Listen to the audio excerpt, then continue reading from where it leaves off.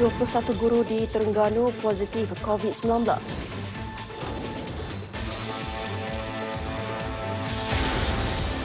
Subkontraktor TNB ditahan dalangi curi kabel.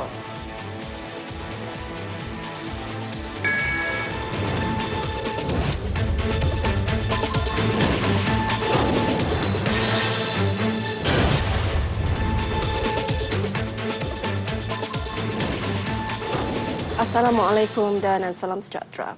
Sebanyak 10 lagi sekolah rendah di Terengganu diarah tutup bermula hari ini bagi membolehkan proses sanitasi dilakukan berikutan 21 guru disahkan positif COVID-19. Ini menjadikan 12 buah sekolah di negeri itu ditutup dalam tempoh 2 hari. Kemarin, 2 sekolah ditutup membabitkan Sekolah Kebangsaan Paloh dan Sekolah Kebangsaan Sultan Sulaiman I di Kuala Terengganu.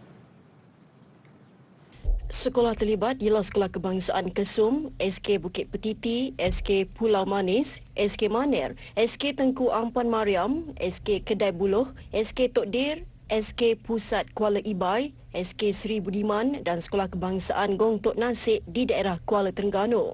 Dilaporkan 21 guru terbabit positif COVID-19 selepas menghadiri bengkel persiapan mengajar secara dalam talian minggu lalu di SK Sultan Sulaiman I.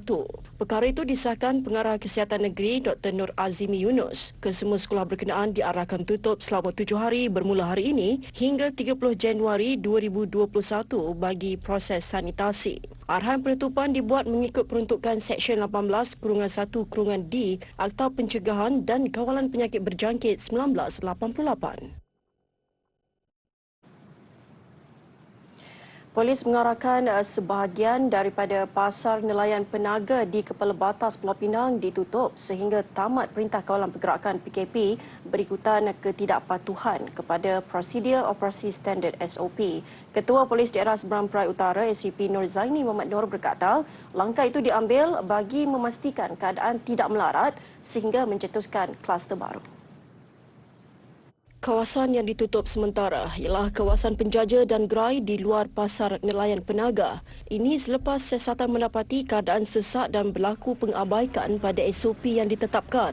Di dalam premis pasar nelayan penaga, keadaan lebih teratur dan akan dibenarkan untuk terus beroperasi. Punca utama di sini ialah bila terdapatnya gerai-gerai yang tidak berlesen, yang tidak ada yang penganjur yang menganjurkannya, kita lihat kadar pematuhan SOP tidak diikuti.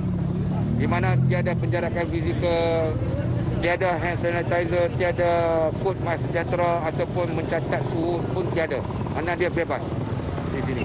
Jelasnya tempoh penutupan adalah sehingga PKP tamat. Majlis Bandaraya Seberang Perai yang turut hadir mengeluarkan 15 notis kepada penjaja terbabit, manakala Jabatan Kesihatan Negeri hanya memberikan amaran lisan. Sementara itu, tinjauan juga dilakukan di Pasar Awam Apollo di Butterworth yang dibuka kembali selepas arahan penutupan selama 7 hari kerana terlalu sesak. Menurut Nur Zaini, keadaan di pasar itu kini lebih teratur dan jumlah pengunjungnya juga dikawal oleh penganjur pasar. Yang perlu dikawal, kawasan di Medan Selera. Baiklah, bermula hari ini semua peniaga makanan di negeri Kelantan dibenarkan untuk beroperasi sehingga jam 10 malam. Langkah penguatkuasaan termasuk pematuhan ke atas prosedur operasi standard SOP adalah sama seperti yang dilaksanakan oleh Kerajaan Pusat. Dan hari ini kita oleh kerana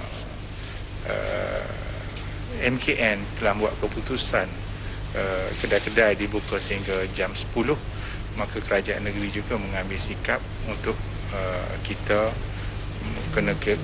kita mesti mematuhi keputusan MKN. Maka kita juga Kelantan memutuskan untuk perniagaan sehingga jam 10. Adapun stesen minyak yang berkeperluan boleh membuat permohonan kepada PBT masing-masing untuk melanjutkan tempoh.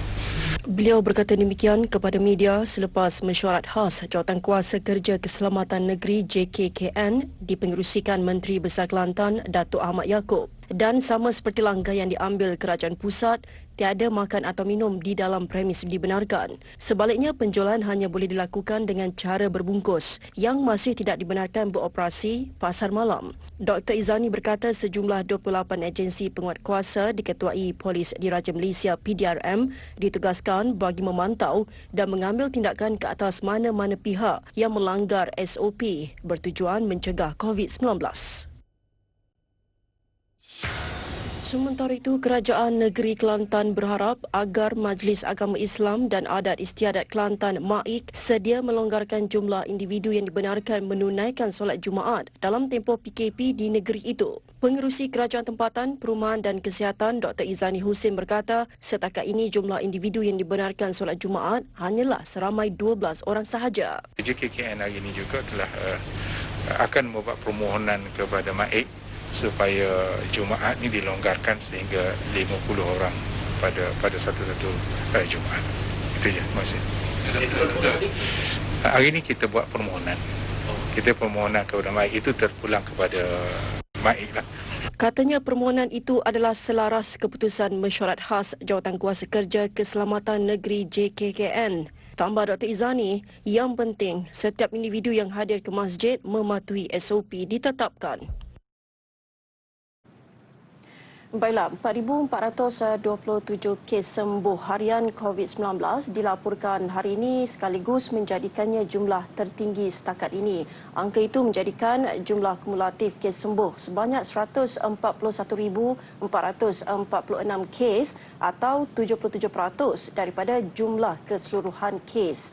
Bagaimanapun, kes baru jangkitan COVID-19 masih tinggi iaitu 3,346 kes. Selangor kekal mencatatkan kes harian tertinggi dengan 950 kes baru diikuti Sabah 431 kes dan Kuala Lumpur 390 kes. Ketua Pengarah Kesihatan Tan Sri Dr. Nur Hisham Abdullah dalam satu kenyataan, 2,602 adalah pesakit baru di kalangan warga tempatan, manakala 737 kes membabitkan warga asing.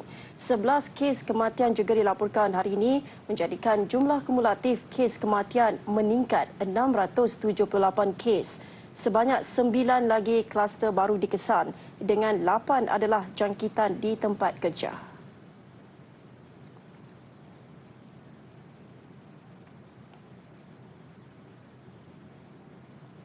Perbuatan sumbang dan salah laku segelintir golongan lesbian, gay, bisexual dan transgender LGBT di media sosial perlu dikawal dan dipantau. Ke arah itu, pindaan ke atas Akta 355 perlu bagi membolehkan kesalahan yang dilakukan di media sosial juga perlu dihukum. Itu sebahagian daripada proses untuk selari dan selaraskan undang-undang dan enakmen syariah ini sesuai dengan zaman dan masa. Kerana kita tahu pindaan yang terakhir ialah tahun 84. Itu sudah hampir berapa puluh tahun dah. Hampir 30 tahun. Jadi zaman itu zaman internet pun tak ada. Sekarang perbuatan sumbang, perbuatan yang tidak senonoh ini pun boleh berlaku melalui media sosial yang tidak dipantau, yang tidak ada kawalan ketat sebagaimana media arus perdana. Mengakui banyak menerima maklum balas yang tidak senang dengan tindakan itu, beliau turut berkata usaha berkenaan juga bagi mengelakkan golongan LGBT terus tersasar. Beliau terdahulu menyerahkan sumbangan inspirasi musadah COVID-19 di Kota Baru. Ia disumbangkan Yayasan Pembangunan Ekonomi Islam Malaysia Food Bank 2.0 Negeri Kelantan.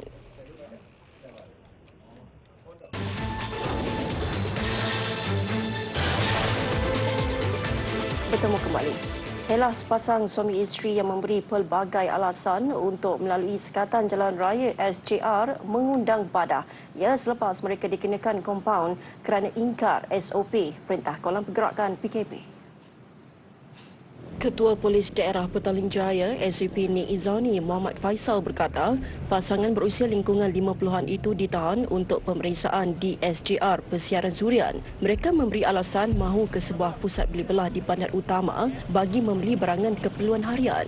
Bagaimanapun, pihak polis tidak membenarkan mereka untuk ke pusat beli belah berkenaan yang terletak lebih 10 km dari kediaman selain terdapat pasaraya lain yang berhampiran rumah pasangan itu di Kota Damansara. Arahan berpatah balik kemudian tidak diendahkan.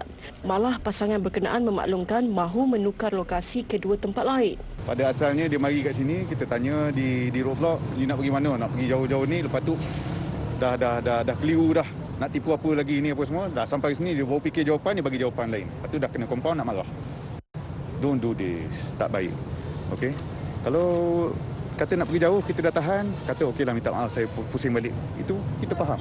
Beliau juga mengakui masih banyak kenderaan dilihat berada di jalan raya di daerah itu walaupun PKP dilaksanakan sejak 13 Januari lalu. Sehingga kini pihaknya telah mengeluarkan 394 kompaun serta 35 tangkapan.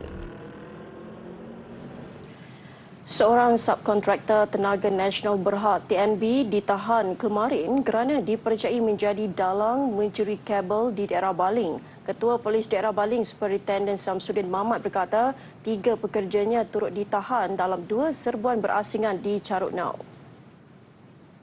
Pasal dia ni adalah subkon kepada TNB, jadi dia memiliki lesen. Jika dia membuat sebarang kerja-kerja TNB, memang pihak polis atau sesiapa saja yang memeriksa menyangka mereka adalah orang yang telah diberi amanah untuk menjalankan kerja-kerja teknikal bagi pihak TNB. Dalam serbuan pertama, 2 lelaki tempatan dan seorang warga asing berusia 21 sehingga 39 tahun yang sedang melakukan kerja memproses kabel elektrik ditahan di sebuah bangsal. Majikan mereka pula diberkas sekitar jam 3 petang. Jumlah kerugian dianggarkan mencecah RM30,000. Seorang dari suspek turut didapati positif dadah.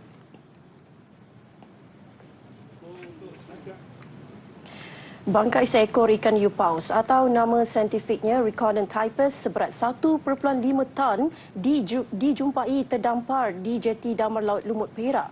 Sirip kanan hiu paus jantan sepanjang 5.7 meter dan dianggarkan berusia 5 tahun itu didapati telah dipotong pihak tidak bertanggungjawab. Berdasarkan maklumat awal, bangkai ikan itu pertama kali dilihat nelayan tempatan di sekitar perairan Pangkur petang Jumaat lalu. Usaha pengesanan kemudian dilakukan sebelum bangkai berkenaan dijumpai terdampar di jeti Damar Laut petang semalam. Bangkai berkenaan kemudian ditarik ke jeti Cawangan Perlindungan Sumber Jabatan Perikanan Kampung Aceh Setiawan untuk proses bedah siasat. Tambahnya lagi, hasil bedah siasat juga mendapati terdapat pelbagai jenis sampah di dalam perut hiu paus berkenaan. Hiu paus antara spesies marin terancam yang dilindungi di bawah Akta Perikanan 1985 sering ditemui di Pulau Payar, Kedah dan Pulau Sembilan, Perak. Jangka hayat boleh mencecah 30 tahun dengan panjang dan berat maksimum sehingga 18 meter serta 13 tan. Berusia lebih 100 tahun, Masjid Kayu di Kampung Pagar, Kuala Lipis antara premis yang teruk terjejas ekoran banjir besar di Pahang awal bulan ini. Terletak di tebing Sungai Lipis, masjid itu mula terbiar selepas banjir pada tahun 1971 sehingga menyebabkan lebih 200 penduduk Kampung Pagar dipindahkan. Seluruh kawasan masjid kini dipenuhi belukar. Hanya struktur bangunannya masih kelihatan utuh. Berdasarkan cerita lisan, masjid ini dibina Kadi Pahang kedua Ibrahim Abu Hurairah ketika era pemerintahan Sultan Pahang Ahmad Shah I. Pusara Allahyarham serta puluhan kubur penduduk awal Kampung Pagar terdapat di sekeliling masjid ini. Ni dah tua dulu, memang dikatanya kayu ni buat daripada masjid ni buat daripada mobau lah. Kayu mobau yang diambil daripada benta, dibawa mengilir melalui sungai lah hingga sampai ke sini kita bina masjid ni. Berapa batang? Dalam lebih kurang dalam 4 batang lah. 4 batang pokok mobau ni. Mana komplit lah satu masjid ni. Dakwa penduduk masjid ini mulai rosak kerana saban tahun dilanda banjir. Penduduk setempat pernah mengusulkan masjid lama ini dipindahkan ke kampung berhampiran tetapi disebabkan kos tinggi, niat itu tertangguh. Memang kalau nak mengikut ni kita memang nak cuba bawa dia keluar lah. Jangan ada sini. Kalau kita buat di sini pun, kata kita nak banner baru ataupun nak perbaiki, nak buat baik pulih pun, saya rasa tak sesuai di sinilah. Jadi kami pernah bincang, kita nak bawa keluar je masjid ni untuk kita tempatkan tempat yang baru supaya kita boleh banner baru dan kita baik pulih. Kewujudan masjid lama ini mula menjadi bualan susulan penemuan kerangka kapal lama dipercayai berusia 200 tahun di tebing Sungai Lipis 2 minggu lalu. Bila timbulnya kapal yang timbul tu, sejak pada itulah terkeluarnya cerita-cerita mengenai masjid lama dan kawasan-kawasan yang menarik dan kawasan-kawasan yang bersejarah yang patut kita congkil untuk kita lebih mengenali asal-usul orang di sini, sebab dikatakan di sinilah bermulanya di masjid ini terdapatnya kubur-kubur para ulama dahulu, pahlawan-pahlawan Pahang. Penduduk berharap masjid dan bahan bersejarah di sekitar kawasannya dibaik pulih. Lipis adalah ibu negeri pertama Pahang sebelum dipindahkan ke Kuantan. Seterusnya, polis Rusia dilapor memukul dan menahan penunjuk perasaan yang berkumpul di luar penjara menempatkan pengkritik Kremlin Alexei Navalny. Ratusan penunjuk perasaan di luar penjara Matrosskaya Tishina melaungkan slogan kebebasan dan meminta pihak berkuasa membebaskan pengkritik Presiden Vladimir Putin paling lantang selepas hampir 20,000 orang berkumpul di ibu negara Rusia bagi demonstrasi anti kerajaan. Kumpulan pemantau OVD Info berkata, penguatkuasa menahan hampir 3,500 penunjuk perasaan di puluhan bandar seluruh Rusia. Majoriti tahanan dibawa ke Moskow, manakala lebih 300 orang ditahan polis di St. Petersburg. Sementara itu, Ketua Dasar Luar Kesatuan Eropah melahirkan kesal ekoran penahanan meluas dan penggunaan kekuatan yang tidak seimbang dalam protes berkenaan.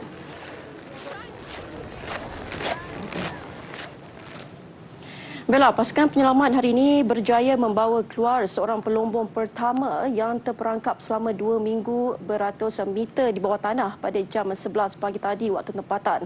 Ia setelah pasukan penyelamat menghadapi kesukaran untuk membantu kesemua 22 mangsa sejak letupan di bawah tanah di Lombong Hushan, wilayah Shandong, Timur China sejak 10 Januari lalu. Pelombong yang diselamatkan ditemui di bahagian yang lebih dekat dengan permukaan tanah daripada bahagian lain yang menempatkan kumpulan pertama. Kontak pertama kali berjaya dihubungkan pada minggu lalu dengan sekumpulan 11 pelombong terperangkap di bahagian lombong sekitar 580 meter di bawah permukaan tanah. Dan sehingga berita ini ditulis, seramai 11 pelombong telah berjaya dibawa keluar hari ini bermula jam 1.32 tengah hari tadi waktu tempatan. Dan difahamkan pelombong yang ke-12 dipercayai masih terperangkap sendiri dengan jarak 100 meter lebih jauh dari kawasan berair yang semakin meningkat.